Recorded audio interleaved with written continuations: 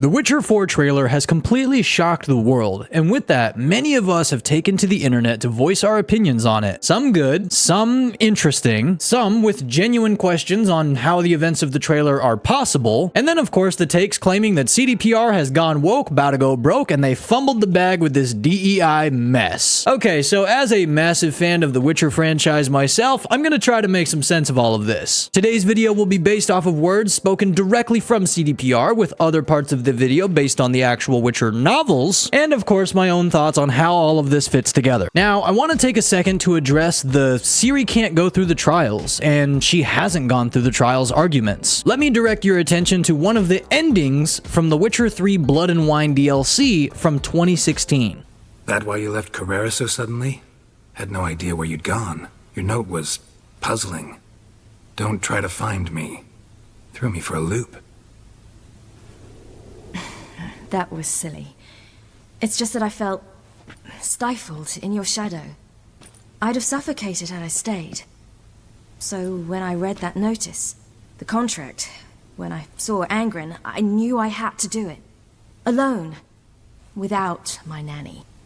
I'm not your nanny. I believe in you. So, no regrets? Choice you made? Not at all. I'm doing what I ever wanted to do. Being who I wanted to be. I believe that's one definition of happiness. My greater worry was its strength. I was far outclassed there. But a dose of black blood did the trick. We fought a while, I feigned a mistimed dodge and let it drink. The rest was easy. Okay, so a few things here. Ciri referring to Geralt as a nanny, even though he's like a father to her, is strange. But then also, she drank black blood, as in makes the Witcher's blood toxic to vampires and necrophages. So a Witcher potion. She drank a Witcher potion, as far back as this ending from 2016, even though she still has not gone through the Trial of the Grasses. And Geralt doesn't add anything like, "You what? You can't do that, that's poison!"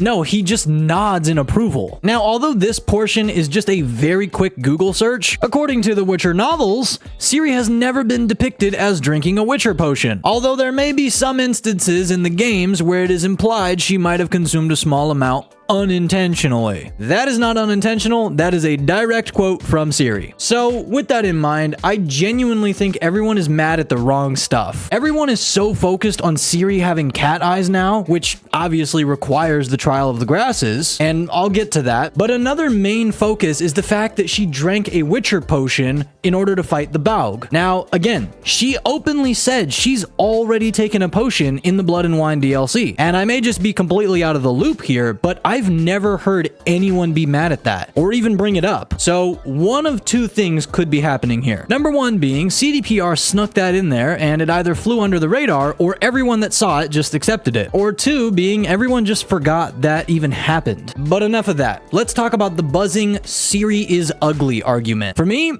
she looks absolutely fine, especially if this is supposed to take place 10 to 50 years later or something crazy like that. And now, there is a mod for The Witcher 3 that ages Ciri up, but it doesn't look right at all. No hate whatsoever to the creator of the mod, it just doesn't look like grown-up Ciri to me. Now, as I said, I will be talking about the novels, so if you're concerned about spoilers or anything, then skip to this timestamp. In the first book of the Witcher novels, Blood of Elves, we see many nods to the Witchers of Kaer Morhen wanting to make Ciri as a young girl a Witcher, beginning at page 61, and most of this will be from the perspective of Triss Merigold, the ash-blonde girl, who, here in Kaer Morhen, they want to turn into a Witcher, a real Witcher, a mutant, a killing machine like themselves. It's obvious they want to mutate the child, subject her to the Trial of Grasses and changes, but they don't know how to do it. Then continuing on page 62, the Witchers had the herbs and grasses, they had the laboratorium, they knew the recipe, but they had no wizard. And now page 62 is especially important for later on. Then on page 63 it says, they're feeding her those legendary cave saprophytes, a mountain plant unknown to science, giving her her the famous infusions of their mysterious herbs to drink. The girl is developing quickly, is acquiring a witcher's infernal fitness, naturally without the mutation, without the risk, without the hormonal upheaval. I saw how that girl ran. I saw how she danced on the beam with her sword, agile and swift, full of a dancer's near feline grace, moving like an acrobat. I must, she thought. I absolutely must see her body, see how she's developing under the influence of whatever it is they're feeding her. Now jumping over to page 70, and this is from Geralt's perspective. Believe me, Triss, life has tried, seasoned, and hardened her no less than good-for-nothings like us, who were brought to Kaer Morhen from the highways. Ciri is no weaker than unwanted bastards like us, who were left with witchers in taverns like kittens in a wicker basket. And her gender? What difference does that make? Now on page 73, and back into Triss's perspective, you haven't subjected Ciri to violent mutations, haven't touched her hormones, haven't tried any elixirs or grasses on her, and that's to be praised. That was sensible, responsible, and humane. You haven't harmed her with any of your poisons, all the more so you must not cripple her now. The mushrooms whose secrets you guard so carefully, she explained, do indeed keep the girl wonderfully fit and strengthen her muscles. The herbs guarantee an ideal metabolic rate and hasten her development. All this taken together and helped along by grueling training causes certain changes in her build, in her adipose tissue. She's a woman, and as you haven't crippled her hormonal state, do not cripple her physically now. Now lastly, on page 75, it says, she could not be sure, however, knowing practically nothing about the drugs, and Ciri was, beyond doubt, the only girl in the world to whom they had been administered. Now, Ciri is also referred to multiple times in the novels as a witcher, or a witcher girl. Whether she's being called that by somebody or she's referring to herself as that, we can find it in Blood of Elves, in Tower of the Swallow, and even in Lady of the Lake. So there is no doubting that even in the novels, Ciri is known as a witcher. The only difference here is the Trial of the Grasses, the thing that makes her witcheresseness official. With all of that read, we know that the Witcher novels and games are separate, but I believe it's very important to at least see the source material CDPR could be slightly referencing in order to somewhat justify Ciri being an actual Witcher. Please let me know your thoughts on all of this in the comments. Depending on the ending you got in the Witcher 3 base game, you'll see Ciri's life change drastically. Personally, I got the Ciri as a Witcher ending in my first ever playthrough, which I was more than excited about because for the 15 or so minutes prior, I was trying to grasp the fact that she was gone forever. Seeing her again and so happy to have her own Witcher's blade from Geralt, I was smiling ear to ear. This is the ending Ciri wants. She wants to be a Witcher. She wants to be like Geralt, the father-like figure that would do anything to protect her. Even if Geralt is strongly against her becoming a true Witcher, she still wants to be like him. And although he may not like her choices, he respects her and loves her like his own daughter. In an interview with PC Gamer, the game director on The Witcher 4, Sebastian Kalemba said, always going to be Ciri.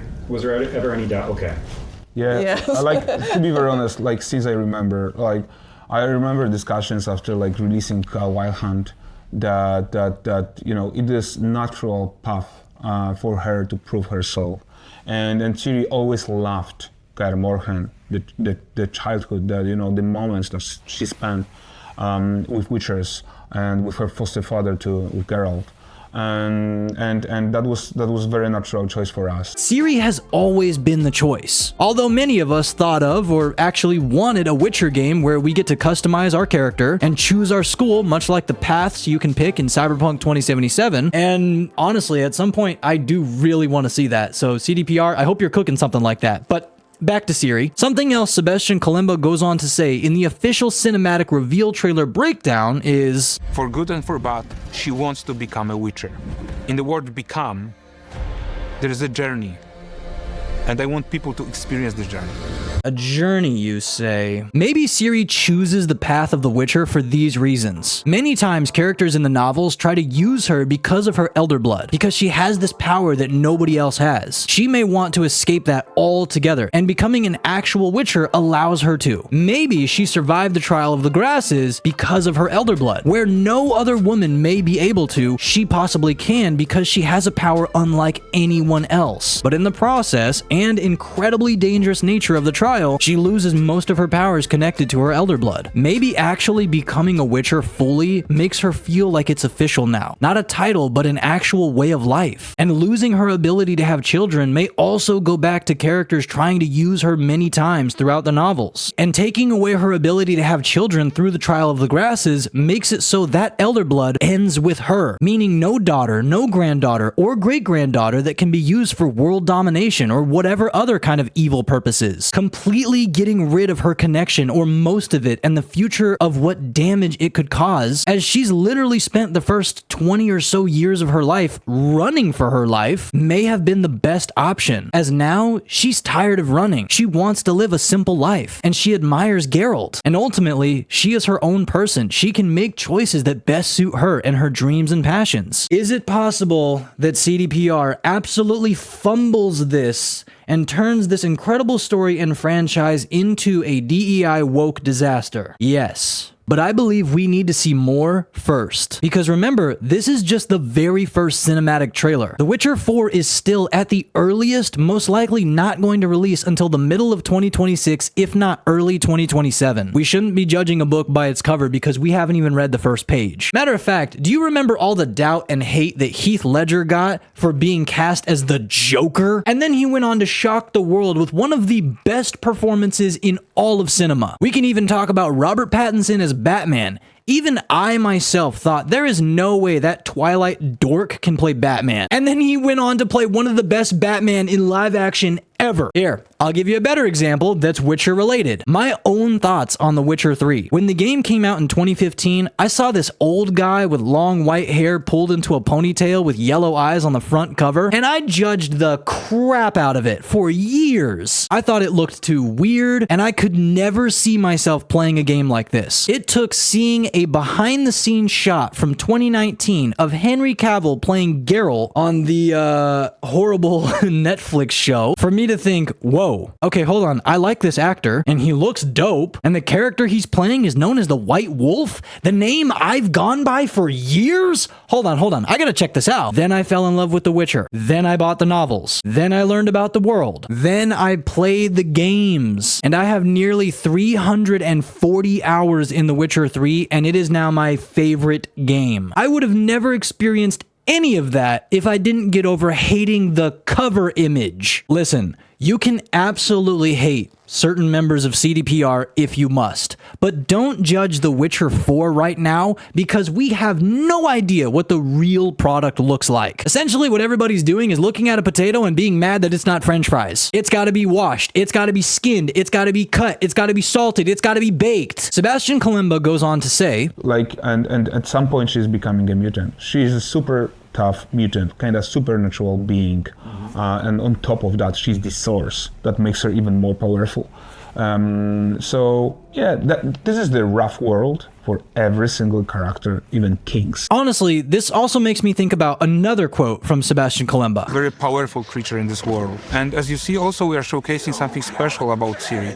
Ciri is a powerful source. She can drain the energy out of the elements in this world and catalyze it into the very powerful spell. This world, huh? Possibly this is taking place sometime after Ciri has been world hopping. This could possibly make the School of the Lynx make sense, as in this world, maybe there is no School of the Wolf, or any other school. Plus, we've never seen a Baug in our world of The Witcher, and in this world, Ciri can drain the elements to make powerful attacks. And this also gets me thinking about the Trial of the Grasses. Remember page 62 from Blood of Elves? Maybe in this world, the ability to make Witchers is all there, even the wizard. And if there really is only one school, maybe there aren't enough Witchers around. Then boom, Ciri walks in. After a hunt up in the mountains, the weather is harsh, she gets lost, and stumbles upon the School of the Lynx. This is her ticket to not only help those around her, but finally become a real Witcher. Although most of this is just my own theories and speculations as I try to piece together what kind of story The Witcher 4 is going to tell, especially considering it's the start of a brand new trilogy with Ciri, I'm super eager to learn more. And honestly, if I'm correct about any of this, I'll be super excited. Your time is incredibly valuable, so thank you very much for spending any of it watching and or listening to me explain my thoughts and understanding of The Witcher 4 as of now. If you made it this far into the video, I seriously appreciate you. And if you made it this far into the video, along with your comment your favorite Witcher school. I'll see you on the path, Witcher.